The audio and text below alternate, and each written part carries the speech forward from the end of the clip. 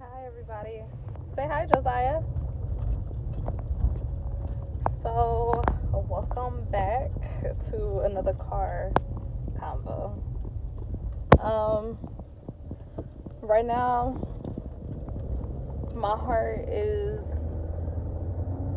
kind of like heavy in a sense.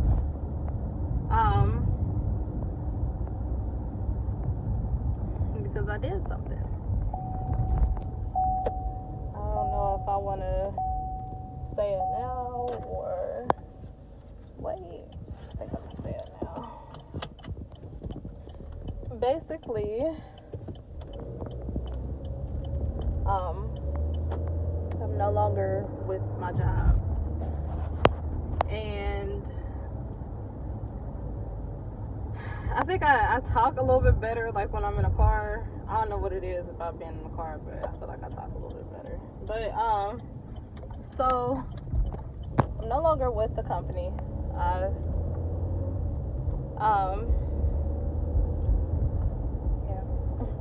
I mean, I don't know what way to say it. It just was a thing where it came to be about my health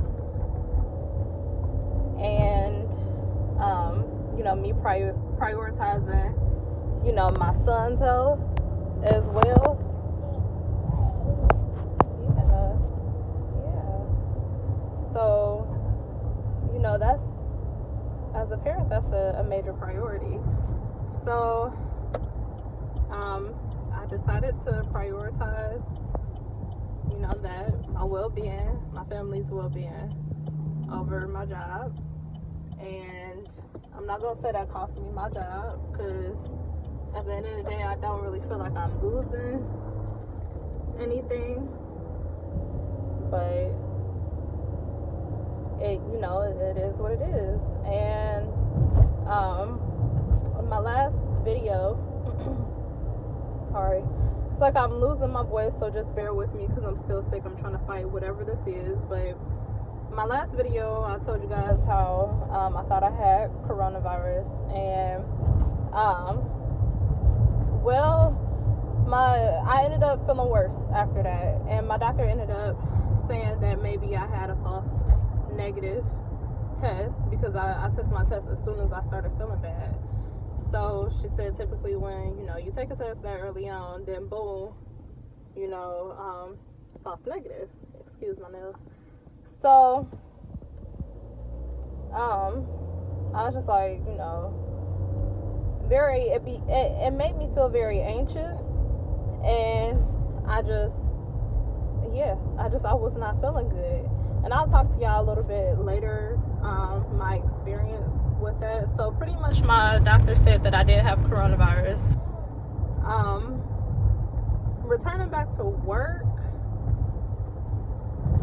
my parents was mad at me. But my doctor's note only covered a few days. Yeah, mommy's doctor note only covered a few days, and we didn't even get the accurate days down because I couldn't really determine when I started feeling really, really bad. You guys don't notice, I didn't talk to you guys about it, but I don't really know when my symptoms initiated, because I just had a cousin that passed away. So I kind of consider like, okay, well, maybe I'm feeling bad because I just lost a family member. So I really don't know exactly when they occurred, but I just know my cousin's funeral was on a Wednesday, and then that Wednesday night, I was not feeling good. Mind you, like I said, I was just like, okay, you know what, it's probably because, the funeral, emotions, all this and that. So, Thursday, Friday, it went downhill from there. And I feel like I kind of got down to the bottom of what was the issue. I'm on medication and stuff like that right now. Just with me having as much issues that I am having, I'm about to drop my baby off to his grandma's house, and she's okay with it, you know, so it's not a big thing there. But I just right now I can't do a lot of heavy lifting. I can't be extra stressed out. I'm even on a food restriction. I can't even drink tea, like, so yeah. So after I drop him off, I'm going down to my job to sign paperwork and go clear off my desk and clear out all my stuff. And then I'ma just go get my script and prioritize, you know, everything that I got going on. So yeah. And I feel like then I would be able to just gather everything together and just talk to y'all a little bit more about how I'm feeling and what's going on, because right now I'm just kind of confused. But, you know, after I go handle this, I feel like I'll be able to, you know, come to some sorts of conclusion. So, yeah, I'm about to go down here and do all this, and I will talk to y'all in a moment. Hey, y'all. So, welcome back. So, yeah. Went to get all of my belongings and talk to my bosses. And I went to go grab something to eat, which I had been craving Chipotle, but now that I got it, like, I took a bite out of it and it made me sick. And I got all of my medications. That put a whole new meaning on secure the bag, but because it's secured, it's about to be real secure. But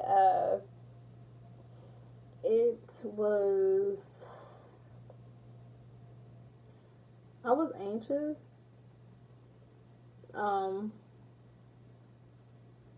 The drive down there was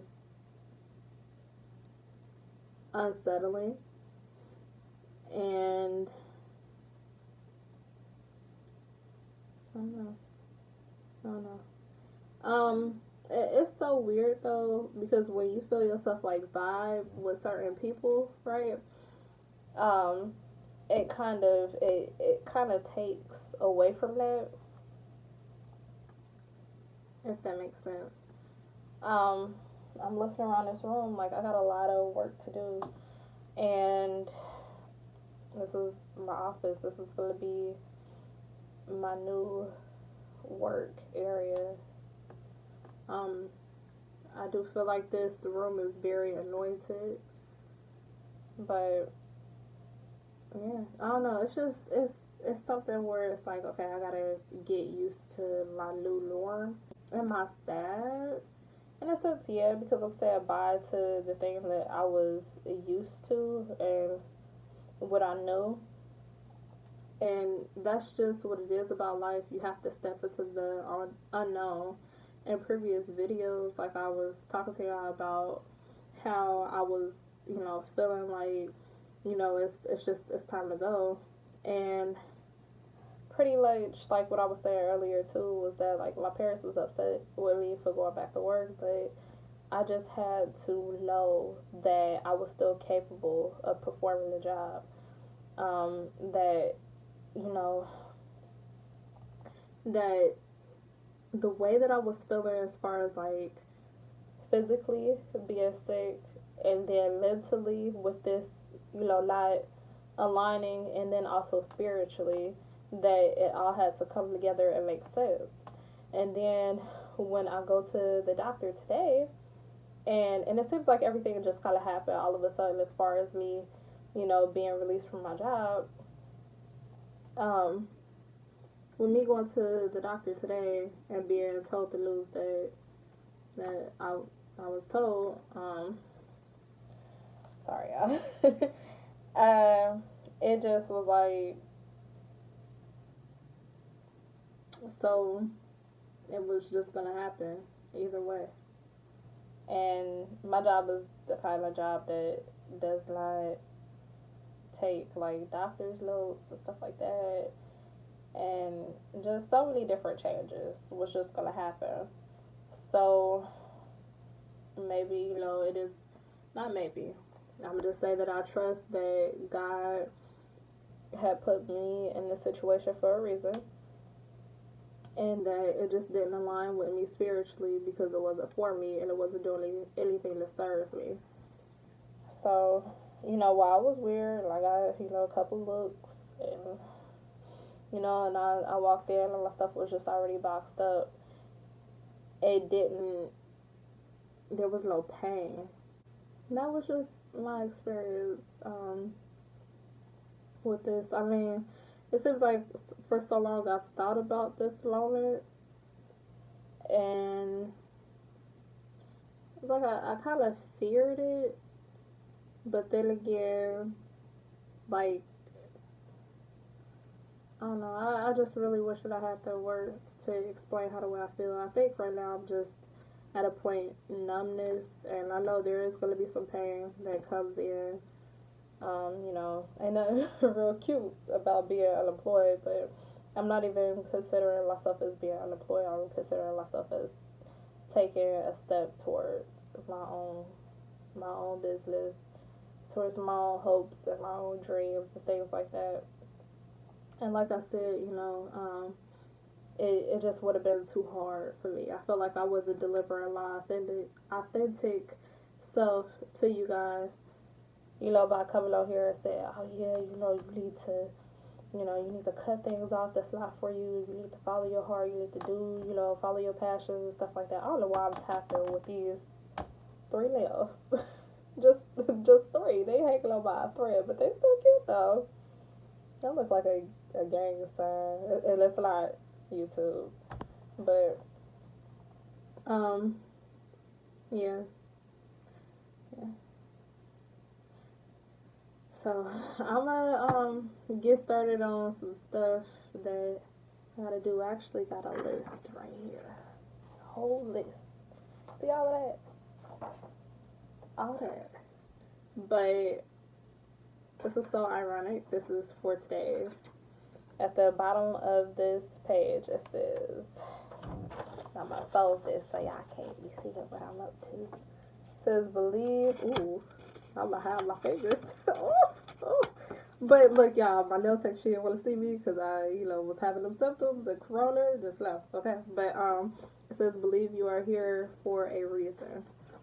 So right now, this moment in my life is gonna serve a purpose, a divine purpose. And another reason too, while not necessarily like saying that I gave up, but pretty much on the voicemail that I left my boss, I just told her, I said, hey, I have to draw the line. I have to draw the line because I have to prioritize my son's health and my health. If I'm not okay, yeah, his dad is around, but who's gonna take care of him? You know what I'm saying? So, you know, I just explained that, and it was already talked and stuff like that.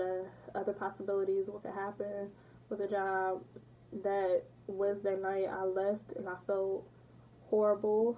Like I felt bad. Like I felt so bad. I woke up, I had a fever, and I listened to my girl Sarah Jakes. And I know that I've seen this video before, but the way that she looked into the camera, and when she said what she said pretty much that it's not about me, it's about God and serving His purpose. And you know, lack of words, I guess. I was just like, I can't do it. I can't do it. And then my mom's voice came into my head. She was like, Jasmine, just don't do it. Don't. It's not worth it. It's not worth it. And basically what I was doing at my job was I would go like deliver DME equipment, and you know, me and the patients would have like some type of interaction as far as like, you know, them signing off on paperwork, and you know, me explaining things to them. You know, sometimes they want me to help them, and then, like, I'm not really. I tell them all the time, like, I'm not you know, I can't like touch you. Um, but there was a lot of fall risk patients, and it's like you can't let somebody fall right there, in front of you, like, you know. And I was doing the best that I could as far as protecting myself and wiping down my clipboard, gloving up and stuff like that. But another thing too about the hospital, it's against OSHA. Um, it's an OSHA violation if you walk throughout the hospital with gloves on and you are a part of the hospital staff. So that was something that I really had to consider. Like I can't, you know, I can't fully protect myself as much as I would like to. And then my last day basically was that um, I had words with one nurse because I had to get this person prepared to go home with oxygen. But they was COVID positive on a non-COVID floor. No hazard, nothing outside the door. No forms, no nothing. But they tested positive less than 3 days. So its protocol is that we have to explain the oxygen concentrators, tanks, whatever they need. We gotta explain that to the nurses, the bedside nurse, preferably, but the nurse has to handle that. It has to go in the room. Well, she didn't want to do that, and I had to let her know, like, hey, this is protocol, like, And that was another thing too, like, just you gotta be careful. You gotta be so careful, like in every aspect. When people think that you are ignorant to certain things and you don't know anything, they will try to push the limits. Like, people don't care, and it's so crazy because it's like I've been stalling to finish the Shein haul. Like, I'm wearing one of the dresses right now, right? Because I don't want to promote fast fashion because of the ethics and behind that. The work ethics, the things that people go through. Sorry, that nauseous feeling. But yet, like, I'm judging that situation, but I'm not really applying what's going on in my everyday life. So that was how I was able to relate to these people, and I figured me understanding that in that aspect and working like in the medical field, oh my gosh, like the doctors, they have such a God-like complex. And I hate to even use that phrase, but I'm telling you, you could be mid conversation with a patient and they just come barge in, hey, did you know the sky was blue? Talking to the patient, like something that is completely unrelated to them getting better or their health or anything like that. They would just come in and just say anything, act like you're not even standing right there. So when people think that they can get over on you, it's just like they will push that. And I got tired. Another thing too is I got tired of trying to defend my humanity, I guess, like defend like the fact, like, I am a person. At the end of the day, yes, I might be young. Yes, I might be, a female. Yes, I am black. But at the end of the day, none of that should take away from the fact that I am a person. So I got tired of that, and the nurse, she walked away with an attitude. I wasn't disrespectful. I just, let her know something real quick. And then another instance is like I get off at 5:30 and I'm already starting to feel bad because my job, I came back to work for real before I was supposed to. And then too, it's just so crazy, like with COVID, like they take the time, like they force you to be off of work and then they take the time from your PTO. It's craziness, but for me and my body, I felt like I came back to work before I I was supposed to, and then according to my doctor's note, which I actually had got that today, was um, that it was a day earlier, and I feel like I would have been straight with like the extra day, but whatever. Like I literally only had a bite and indigestion, nausea, you know, heartburn. um, I played too much, but yeah. So this next patient that I had, I got an email that said patient discharged. Patient already discharged. It was, subjected that. So I was just like, okay, so why am I getting an email? So I'm like, okay, I'll go look in the patient's chart, like to see what's going on. Look in the patient's chart, and the bedside nurse had documented IVs taken out, patient's belongings bagged up, patient wheeled out to the main entrance for discharge. So I'm like, okay, I don't have to worry about taking this patient to, this weird area now that's supposed to be for heart and vascular, patients and checkups and stuff like that. But now this area is all COVID. So I wasn't too pressed to go over there in the first place because I had just had a patient prior to that. And I mean, this place is like a maze. Like, it's a maze. It's separated in pods, but it's like pushed back in a way. Like, I really don't know how to explain it. But I wasn't pressed to go over there. I'm not going to lie. But I'm like, okay, she already discharged. Why am I getting this email? I'm just going to document, I followed up as far as, seeing that it was documented that this patient had discharged and was gone. So it's 5:15. I get off at 5:30. I get another email. Patient said she's waiting for her oxygen. But how's she waiting for her oxygen? She ain't waiting here. Because according to what the bedside nurse had documented, she is supposed to be home. She's supposed to be discharged. So where's she waiting? So I'm like, okay, you know what? The bedside nurse not picking up her phone.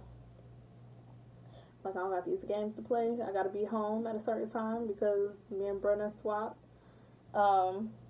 Josiah's here, so I have to make sure that I'm home. So I called the patient. She's like, I'm sorry, it was documented that you've been discharged. Exactly where are you waiting? And I worded it like that because, first of all, I'm not trying to throw anybody under the bus, which the nurses, the doctors, they don't care about that. Like, they'll push stuff off on other people so quick. That's why I'm just like, I need to do what I can. Not to get so off track, but I need to do what I can to make sure that me and my family's straight, because just the work that they and how the way they treat people, it's not cool. But I'm like, it was documented that you had already been discharged. You was wheeled out to the main entrance. She said, no, I've been waiting here. I've been waiting here for over an hour. And I was glad, that it seemed like she immediately like understood, and she wasn't like, she wasn't upset with me or fed up or anything like that. So I was cool about that. But I asked her, I said, would you mind, hitting your call light? Because, mind you, protocol, letting your nurse know that I'm on my way. So I need to speak with her before you can get your oxygen. So she's like, okay. And she told her husband to go get the nurse. So I'm like, I'm going to be there. Like, ASAP. Because, mind you, I got to get off work. So I'm there within 5 minutes. Like, I'm pushing it. I'm pushing myself as hard as I can.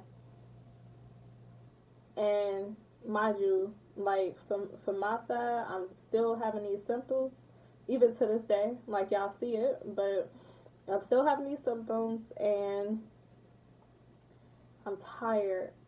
I have not eaten anything all day because I can't. I'm nauseous, and I'm just trying to really push myself, just just trying to push myself. So I'll go over there, make it through the maze. I'll go over there, and the bedside nurse is nowhere in sight. So I did about 8 feet away. I told the husband, come out, into the hallway, because all these doors are just wide open. So it's not like, no signs, no protocol. There's not even a cart, with gloves on it. So I tell him come out.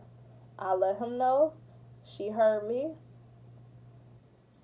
I left the PLC right there, and he came up and he grabbed it, and I said, all right.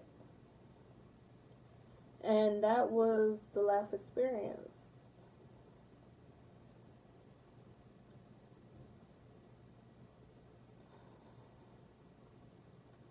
No. With my health, I would never want to leave my livelihood like up to someone else. In 2 months, I've been sick, I've been down, I've been depressed, I've been, sick again. And it's taken a toll on me. And in the last 2 months, I've gained 30 pounds. And that was another reason why I was just like, I don't know if I want to do this haul or not. Because I'm like, dang, I was this way when I was at the end of my pregnancy. And, I mean, I ain't going to stand up. Y'all ain't going to see that. But, I know it's probably not seeming that way. And I know, like, I'm not going to be 120 pounds, the rest of my life. But I really don't care what the numbers say as long as I feel and look healthy. And y'all can see, like, I got spots that fall on my face. It's bad. One of these prescriptions in here is because I guess I have like psoriasis and that flares up, and my doctor's not even a dermatologist, but she went ahead and wrote me a script for something that helps me take care of all of that. She wrote me a script for some steroids for that. But it's just has been stress. I will say that, and that play a big part in your life. But and it's a huge determining factor. But something flipped. Something was triggered inside of me, and it has been triggered for the longest. And it for me. If I would have to determine a specific time, I would say the moment that I was furloughed, because I didn't know what the outcome was going to be. And then I got used to being home. And then, it all happened in steps. I was missing my baby. I just wanted more time to myself. I didn't feel like I was, being as productive in my home life, just so much. So I will say that was a huge factor. But like I said, I'm pretty numb to it right now. It'll set in. I'm not gonna take this as, oh, this is something just so bad, so horrible, so terrible to happen to me. I think right now just something is working, something is spinning inside of me. And I know it's God. I know it's God. But like I was telling my old friend, because they were in a situation when they started to feel like they wanted to leave their job. And I was just like, go ahead. Like, if you're not happy there, go ahead. But guess what? It paid the bills. And at the time, I really didn't understand the exact feeling because I didn't have kids. Um, but my friend had a child, and I didn't understand it. So I was just like, just go ahead. Don't let a job define you. They could fire you tomorrow. And they actually did end up firing this person. But now this person has a job with the government. Like, and I'm not saying, once again, I'm not saying that let a job define you, but you just never know what might come out of a bad situation. So, yeah, it should be something like, oh my gosh, they fired somebody for not feeling well and not being sick. I mean, being sick, but also too, it's just, it's so many things that just go into it. But yeah, I just really wish, like, when the time came, like, I really had more insight and thought about it sooner, maybe, to practice what I preach. But I couldn't just quit and be like, oh, I got my pride, I didn't get fired. I couldn't just leave like that. Pride don't mean nothing to me. It doesn't mean anything to me. It was the moment when I realized this is not aligning with what God has in store for me. And I was just like, it's my time to go. It's my time to go.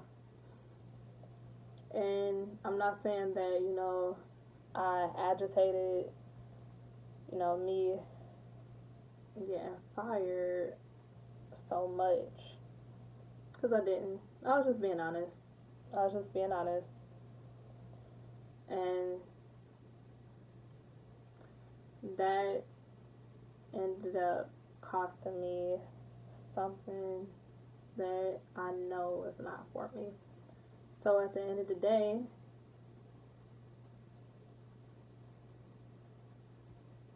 there's no sense of being upset. I probably would have cried.